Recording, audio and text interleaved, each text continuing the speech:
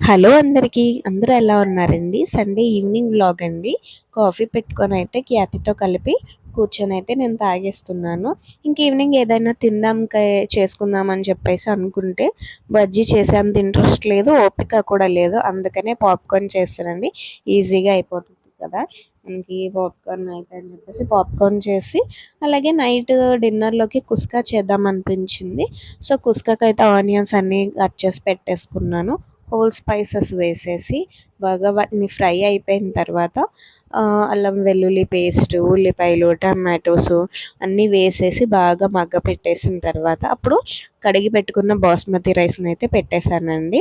కడిగి పెట్టుకున్న బాస్మతి రైస్ వేసేయక ముందు మసాలాస్ అన్నీ వేసుకొని వాటర్ కూడా బియ్యం వేసిన తర్వాత సరిపడగా వేసుకొని మనకైతే కుస్కా రెడీ అయిపోయిందండి. ఇంకా మనం సర్వ్ చేసేసుకోవడమే. నా వీడియో కనుక మీకు నచ్చినట్లయితే లైక్ చేసి, ఫాలో చేసి, షేర్